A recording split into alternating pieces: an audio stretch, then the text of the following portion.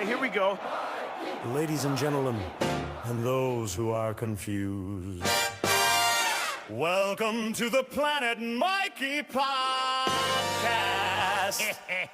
This is the place where all are welcome in.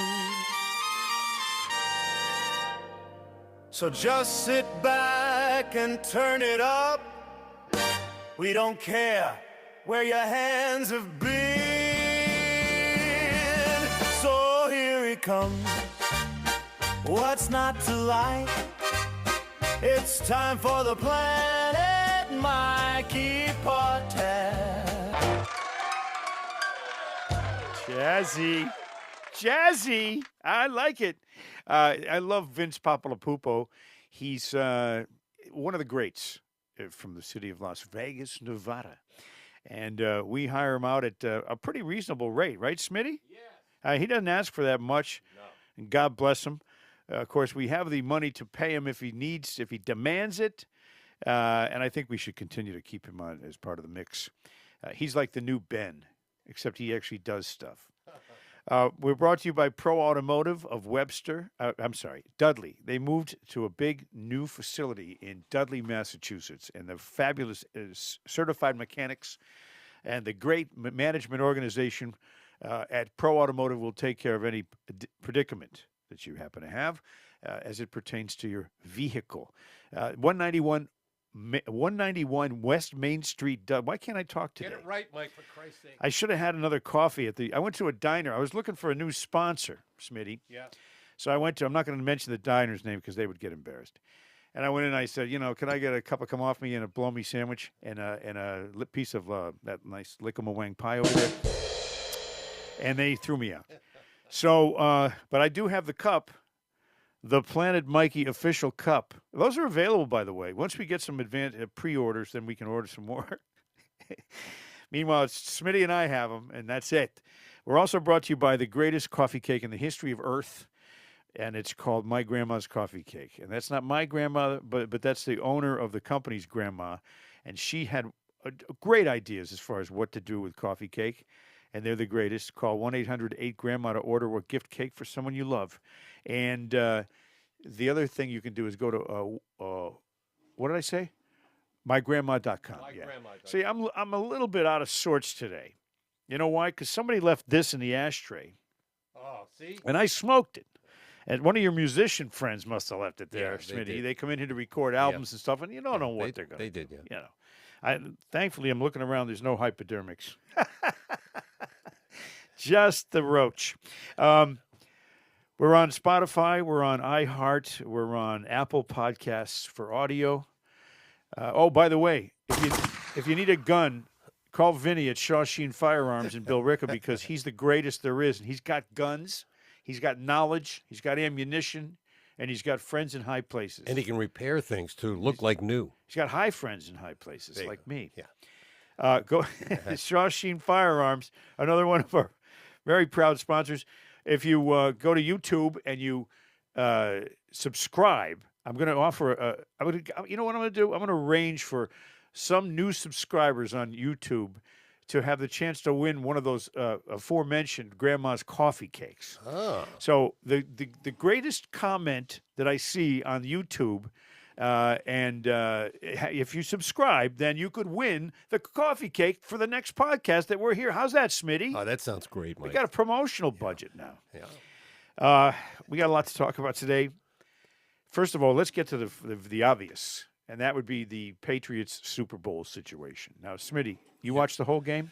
I did watch the whole game, and I felt bad very quickly. As did I. Yeah. It wasn't good, and it wasn't good early. And what I'm going to say, though, on top of all this, to wrap around it, is that we had a treat this year because we had unexpectedly good results from a team that was 4-13 last year, a second-year quarterback, a first-year coach. They made it to the Super Bowl, okay?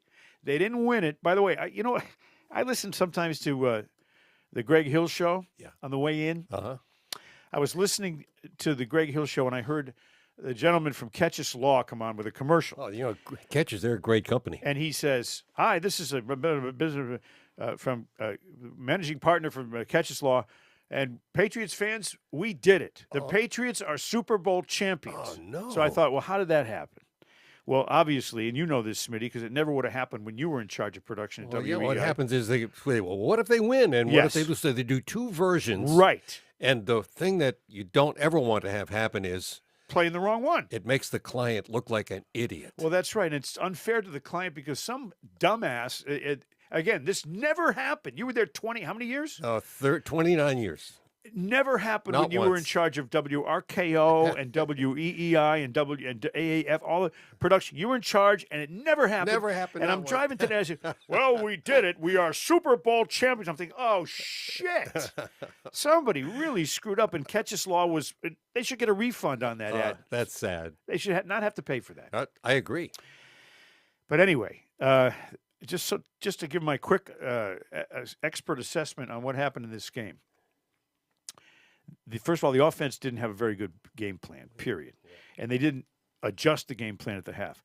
The offensive line gave no protection to Drake May. He was under pressure constantly, bombarded by serious pass rushers on the Seattle Seahawks. And he got his ass kicked because of it.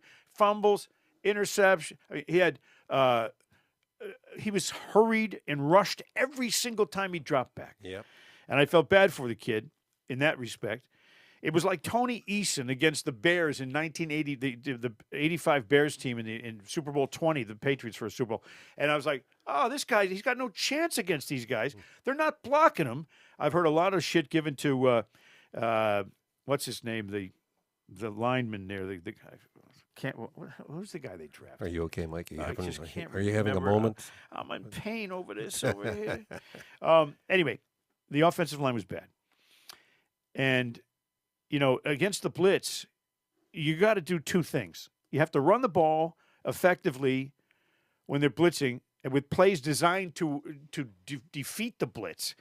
And the other thing is screen passes, tight end screens. The tight end's got no action in this game. Fullback screen, halfback screens, anything you can do to take the pressure off you. And it was pressure that was on Drake May the whole game, and it was awful. They didn't score at all in the first half. We know that. And then when he finally got something going, it was too late. And but I'm not going to say anything but about sour grapes with this because they overachieved from what we expect. They really advanced well past our expectations at the beginning of the year. So give them credit for getting that far. Give him no credit. In fact, Josh McDaniels' game plan, he gets a demerit for that. There were guys that didn't do their jobs very well, and then they didn't give the ball. They didn't try to run it or do screen passes. They just did the same thing over and over again. So it was bad. But anyway, as I said, we're lucky we got that far as Patriots fans. And I have my hat with me. It's right over here. I wore this hat. I can't do it with the You headphones. look good with on. that hat. Hold on. Yeah. There you go. There you go. The thud sounds. So I'm not going to be wearing it again until the next September. Okay. Anyway, it was a great game. Now, there was something else about the game that really bothered me. This? That is exactly it. The halftime show. Okay. Now, I understand this guy's very popular. He's a Puerto Rican guy. Is he gay? I don't know. Is he might rumored be. to be gay? He's rumored to be gay, but rumored to be a lot of different things. I saw a rumor that he kissed some guy, but I don't care about any of that. Yeah. He comes out there. He brings up everybody. Everybody he knows was there, dancing around. They had trees on the field. They were going in between. They had guys playing tambourines, up his ass, like all. And it was all in Spanish. Now I speak Spanish, poquito, but not enough to understand fast or delivered lyrics in songs like that. The whole country didn't understand. I mean, there are certainly a lot of people that speak Spanish in America. We know that. And that's the reason he's out there. The reason he's out there, this is the same reason they have a lot of Spanish-speaking radio stations now when they didn't used to have any or very few. It's because now, ever since the influx of people from Guatemala and Honduras, Mexico, Puerto Rico, Dominican, you need to satiate their desire to hear Spanish-speaking tunes, okay? I understand that. But the NFL, Here's the reason, and Smitty, you know this. Yes. The reason that Bad Bunny was up there for all that time during the halftime show, maybe the premier entertainment venue for any artist in America to be exposed on. The reason he's there is because of this new emphasis on Hispanic people, Latinos. And it's not a Puerto Rico. It's not a haven for football. It's not like Alabama or Texas. Football is an American sport, so they can try to expand the horizons and make it more global by going into various cultures and communities with football. And they love football too. But when you're going to do a halftime show and there's no English being spoken, the people in the crowd, Smitty, couldn't even see what was going on because these people were surrounded by all kinds of stage props and trees, palm trees, telephone poles, all kinds of shit, and girls shaking their booty like crazy and tweaking. Is that what it's called? Yeah, twerking. Twerking. Yeah. See, I don't know what I'm doing. That's such a classy I've never move. tweaked. Yeah. It wasn't.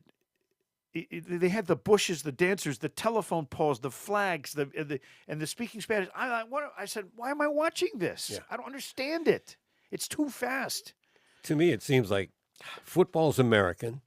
It's an American tradition. This whole Super Bowl, Yeah. the whole world's tuned in on the Super Bowl. Right. But all of a sudden, they're speaking Spanish, and most of us don't understand it. Right. There's a cultural thing that's happening that is not quite fully traditional American. Right. And it's not like I'm trying to exclude anybody. No. But it's it just seemed like there's stuff being forced down our throats. I don't like it. It's more like shoved up our asses. I would as rather opposed to forced down our throats. But you're right. It's a force-fed diet of this kind of entertainment. And you know what? God bless the guy. He makes $1 million, zillion dollars, and he's the most streamed person on the internet and all this stuff. But guess what? It's for a specific group of people, and that doesn't include 80% of Americans. That's us, yeah. I would have, I got a problem with Bruce Springsteen these days. Yeah. He seems to have gone off the lefty cliff, but that's okay. He's a great artist. Yeah. I would love to see him up there doing that show. Well, he did one halftime show a long time ago. Yep. And now I don't think he's quite as popular as he used to be. No, Do you? He's just decided to get political and go left, and it's just I wish they wouldn't do that. He lost a lot of popularity when he was calling everybody's house and saying, hey, little girl, is your daddy home? But anyway, it was a bad halftime show, in my opinion, based on tradition. Now, we had great, of course, Bruce Springsteen, Paul McCartney, Prince, Michael Jackson. You had all these folks that were doing a great halftime show. Janet Jackson. Janet Jackson's left knocker was great, and things like that can happen in a halftime show. What I saw was, and I don't know what he was saying, but a lot of people have told me that a lot of what he was saying was indecent sexual vernacular. Yeah, I heard that too. So I don't know. I don't. Again, I don't know. Yo no puedo comprender todo el español, ¿sí? Sí. Es importante dos lenguas, pero yo soy un gringo. Which means I'm a gringo, which is not a bad thing. Hey, by the way. Yes. There are people watching this video right now of you. Yes. And I want to show them a comparison. A comparison of what? Of my wardrobe? Oh, my God. That's an old one there. How old were you there? I was breaking into the business disc jockey. I was 18. It was 1972. Yeah. And boy, was I relatively pimple-free. What were you saying? Based on that picture, if you were to say something, what would you be saying? I was probably saying, fuck this practice shit. Let's get on the air. Let's get on the air. Make it count. Yeah, that's a long time ago, man. That's 50-something years ago. That was good. That's a good picture. It's hard to believe that I've been alive for that long. Never mind active in the broadcasting industry. You made it. From a political perspective, and there's been a lot going on. We have the biggest news story, of course, on every single news channel is Nancy Guthrie. Oh, yes. Savannah Guthrie's mom, who's been, as of this taping here today, been missing for eight days or so. And she's 84 years old. We all know the story. But the weird thing is that it was a Bitcoin attempt at taking the money, and it hasn't been solved yet. And I don't have any prediction on how it's going to end up, but it is troubling. But there's also been a lot of information conveyed on the news channels regarding the Republicans' push to have the SAVE Act pass. Oh. Now, the SAVE Act is to emphasize voter fraud possibilities and cleaning up the activity when it comes to the process of voting. And we all know that when the COVID thing hit, that there was a lot of fraud that crept into the mix with the mail-in ballots, with the absentee ballots. Everybody's sick and everybody's mailing it in, and I was like a total wreck in that situation. The whole voting system was a mess at that point, and there were some obvious problems. So what happens? I decided to analyze what happens when you decide you want to be a voter. Okay, first of all, are you an American citizen? When you go to register to vote, you go to your town hall, right? They give you a form to fill out. You fill it out with your address, your name, and all that stuff.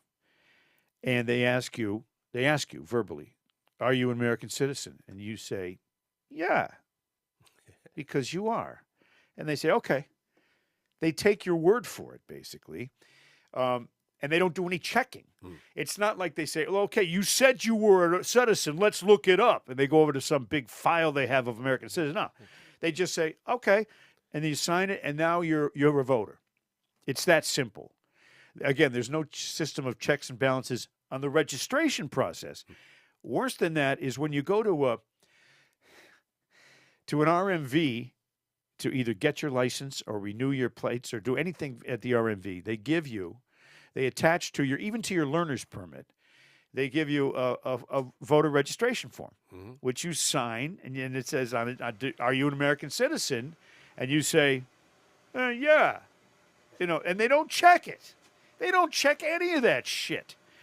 And now, with Maura Healey's new regulations regarding allowing illegal aliens to get their driver's licenses, which validates everything they do from then on for the rest of their life, including picking up benefits. Once you get the driver's license and you're there, they give you the form. You said, oh yeah, they don't even know what the question says, and they check the box, and now they can vote. And they're going to be on a list now when you go to the voting place, the polling place. You walk in, and this is what happens to me in my town. I walk in, they say, what's your address? You give them the address. They look at the list, and they say, what's your name? And you say, Adams. And they go, okay, and they cross it off, and you go vote. Yep. They don't know all of the things that weren't checked on when you went to register to vote. They don't know if you're a citizen. They don't ask you if you're a citizen, and they don't ask you for a voter ID to know it's you. No. They just, all you have to do is have a name and an address. Could be dead people. Could be people who aren't going to vote. It could be people who have moved. It doesn't matter. You get to vote. And that's where the voter fraud, a lot of it, I think, is going to come into the picture. Now, why would they not want you to be verified as an American citizen? I ask you, Smitty, why would they want that? Oh, because they want to develop a permanent voting base of all these people that are going to vote Democrat because they're all getting free shit forever. It's so obvious what's going on. It's a mess. And then they claim to have the moral high ground. And how dare the SAVE Act is so racist. It's going to bring back Jim Crow 2.0. Jim Crow 2.0. Yeah. What? Didn't the Democrats create Jim Crow in the first place? But who made that comparison? That's bullshit. Chuck Schumer. Now, there's 49 states with voter registration systems. North Dakota doesn't have a voter registration system because they don't have any people. But they require that you declare that you're a U.S. citizen in order to register to vote in most of these. Massachusetts being one of them. When you register to vote originally, you have to declare, I declare I'm an American citizen, or I declare I'm an American citizen. I've been here 2 days, and sure you are. But under the penalty of perjury or punishment, okay, great. But they don't check, so nobody gets punished or... Okay, 7 states, Alabama, Arizona, Georgia, Kansas, Louisiana, New Hampshire, and Wyoming have laws requiring proof of citizenship at the time of voter registration. In other words, you go in and you got to have a birth certificate that says, "Oh yeah, that's you. You were born here." Okay, that's different, isn't it? One state, Ohio, requires proof of citizenship only when registering to vote at a Bureau of Motor Vehicles facility. That's the only time you need to prove it. You can go into the town hall, no problem. One state, Tennessee, requires proof of citizenship for some registrants if there are questions about a person's citizenship status. Okay, why would I question your citizenship when you've got a Venezuelan flag on your car? Court decisions invalidated Kansas proof of citizenship law. So that's a different horse of a different color. But 49 states have at least some kind of verification that they want, or 7 states have actual show me an ID thing, which is what it should be everywhere. And by the way, who doesn't have an ID? This is another subject that keeps coming up on the internet. Oh, it's discriminatory because some people can't get an ID. Oh, okay, they can't get an ID, but they have an ID when they go collect welfare. They have an ID when they go rent a hotel room. They have an ID when they get on an airplane. They have an ID when they register for school. Yeah, whenever I hear them complain about that stuff, it's like they're saying black people are stupid. Yes, they're saying, well, black people aren't smart enough to get it. Come on, give me a break. Geez, how embarrassing is that? And they don't hear it. It's just no self-awareness. They just say it anyway. Right. Yeah. Hey, and then you say to them, look, I can't get an ID. What do you mean you can't get an ID? Why not? And by the way, the new program that they want to do in this SAVE Act is have the government take care of it, pay for it. So no, there's no excuse about financial either. You mean we pay for it? Yes, that's exactly what I meant. So I went to a website that lists criminal cases for voter fraud. Yeah. And there's very, very pathetically few because we all know that there's a lot more than that, but they don't have time or the energy or the manpower to go out and back up the laws. But I looked at Minnesota had I don't know how many, dozens and dozens and dozens of prosecuted voter fraud cases. Mm-hmm. And then I went down from Minnesota down to up to Massachusetts. I was like, not one. Oh. They had none. Massachusetts is free of voter fraud because they said so. Because they said so, exactly right. Yeah. You know that's bullshit. Every time before an election, a big election, Bill Galvin comes on with that serious look on his face, and we have the solid voter integrity, the whole thing. Sure. We're so proud of it. My God, it just because nothing crooked ever happens in Massachusetts. Nothing, ever. So, but Minnesota had a whole scant of it was crazy. I said, okay, I'm going through where Minnesota. Holy, look at this. I said, well, where's Massachusetts? I scroll back up. Nothing. 0 cases of voter fraud. But that's something to brag about, huh? And this goes back 20 years. So anyway, I think the SAVE Act is crucial. I think it's important. And here's the killer.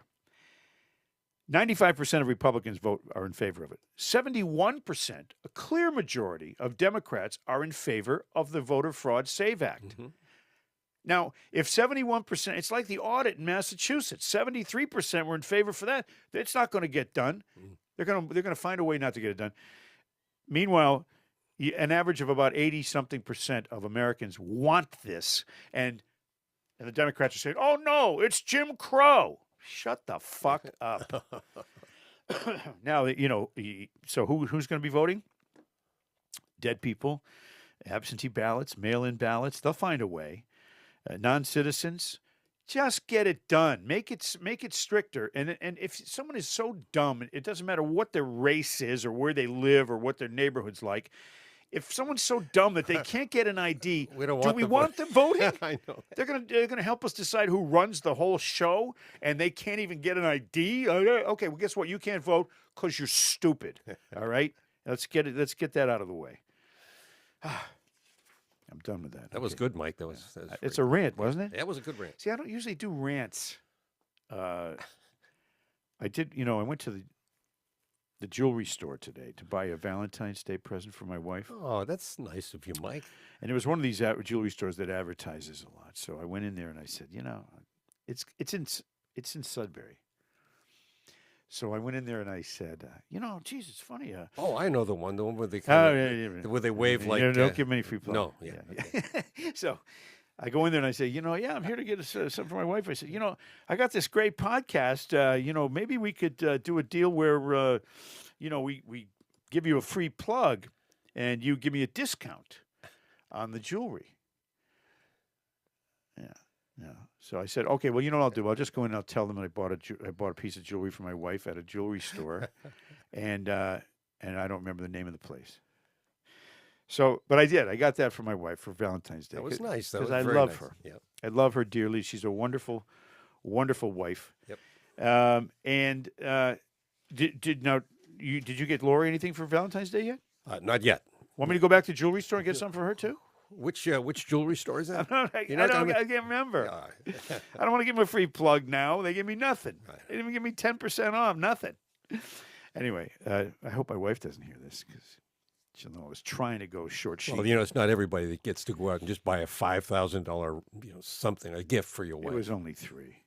Oh, sorry. Bill Smith, who is the producer of this podcast and one of the finest radio producers in the history of radio, is aware of this story I'm about to tell you. And it's not a happy story. It's a sad story.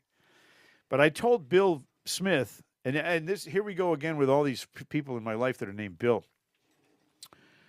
Bill Lee, Bill Smith, Billy in Florida. Yep. But the guy I'm about to talk about, and I mentioned it last podcast, is Bill Vassar.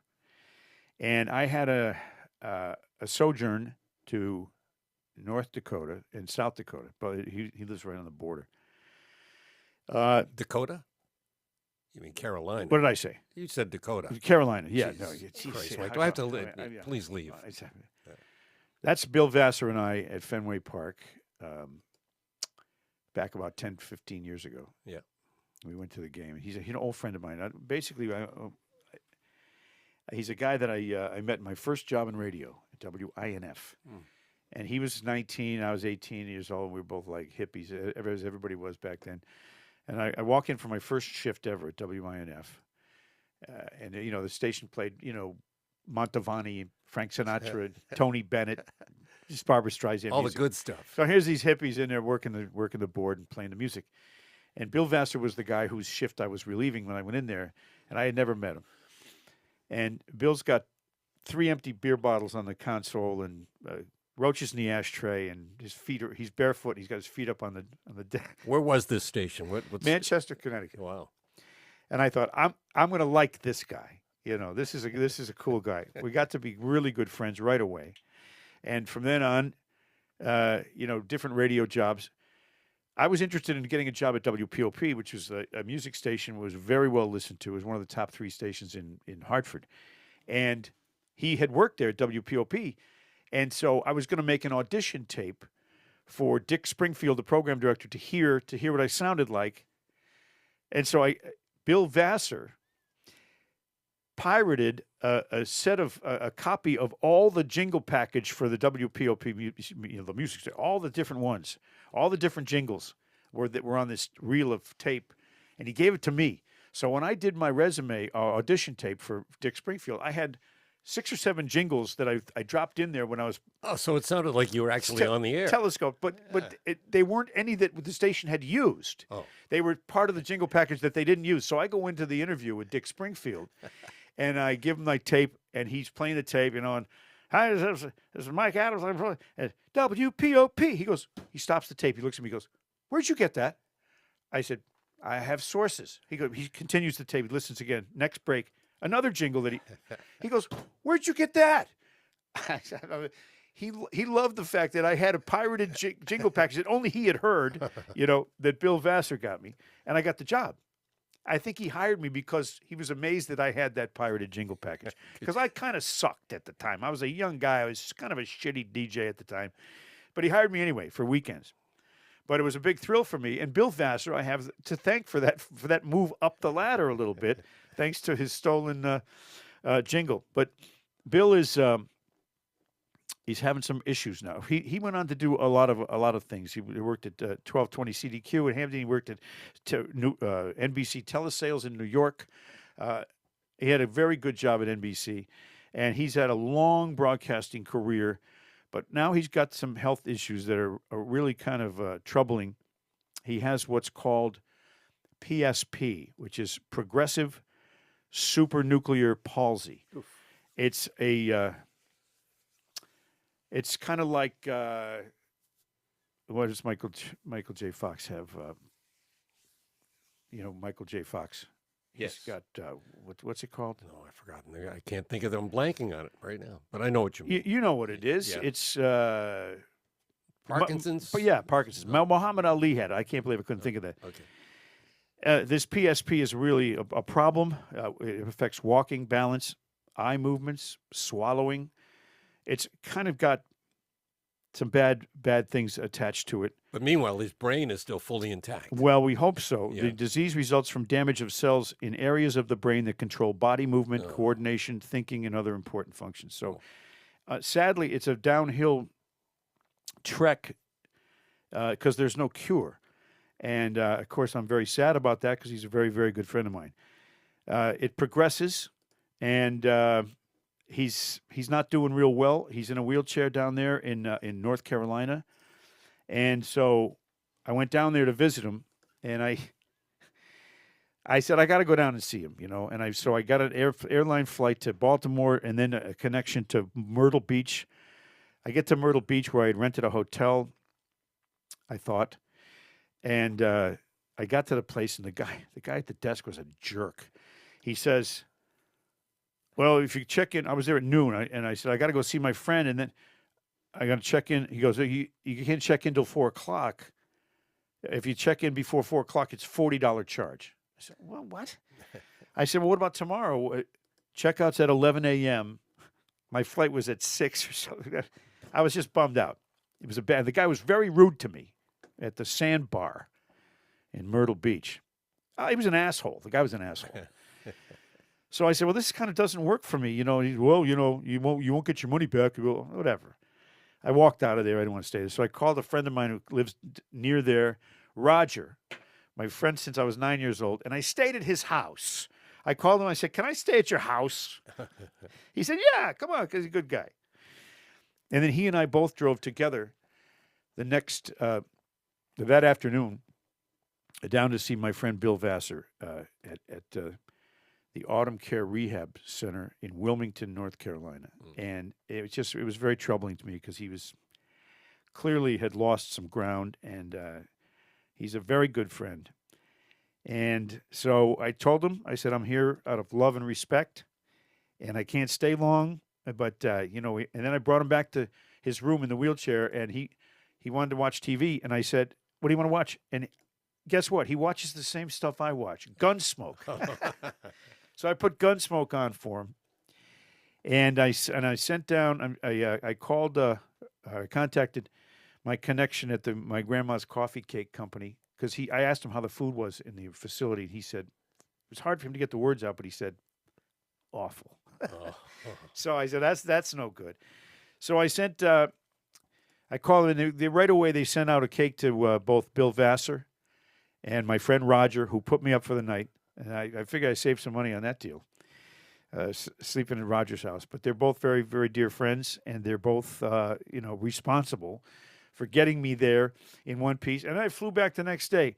But I felt, while I was saddened by this condition of my friend Bill, I was glad I was able to see him.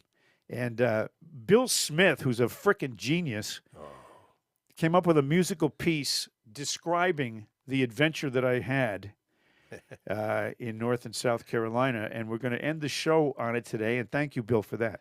No problem. When you described that story, you told me that story before you told anybody else. And I sat there and I thought about it. And all of a sudden, this stuff came to mind. You ready?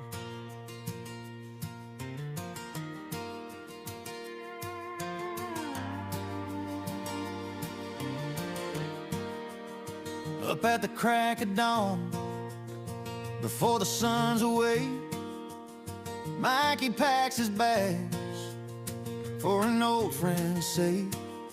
Headed down to South Carolina, where the heartaches dwell.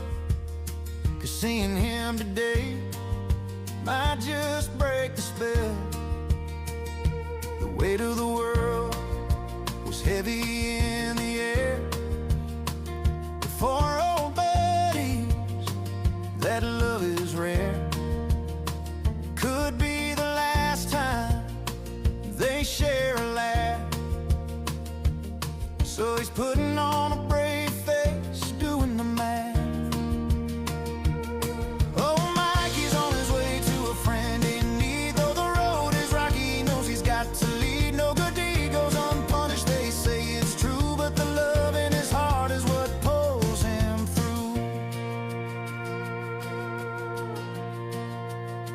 The hotel he booked ran by a fool, jacked up prices, playing it cool. Why does kindness come with a price to pay? It's a stressful time, but he'll find his way. Rental cars are clunker, cost more than gold, but Mikey shakes it off, 'cause his heart is bold. Driving down those roads filled with memories bright, thinking of his friend, hoping for a light. Oh, Mikey's on his way to a friend in need. Though the road is rocky, he knows he's got to lead. No good deed goes unpunished, they say it's true, but the love in his heart is what pulls him through. When he tried to change a flight, oh, what a shock. 9,000 sky miles, it felt like a rock. But the journey means more than the miles or the cost. Friendship's a treasure, not the things that are lost. Now he's home safe and sound, with tales to share of a friend he cherished, and all that's rare. Though the road was bumpy and the costs were high, he wouldn't trade a moment, no, never ask why. Through the laughs and the tears, the bond only grew. Mikey did the right thing, and it was true blue. Oh, Mikey's on his way to a friend in need. Though the road is rocky, he knows he's got to lead. No good deed goes unpunished, they say it's true, but the love in his heart is what pulls him through. So raise a glass to Mikey for his brave heart. Through all the chaos, he played his part. For in a world so hectic, friendships shine bright, and that's the real journey. In the daylight's light.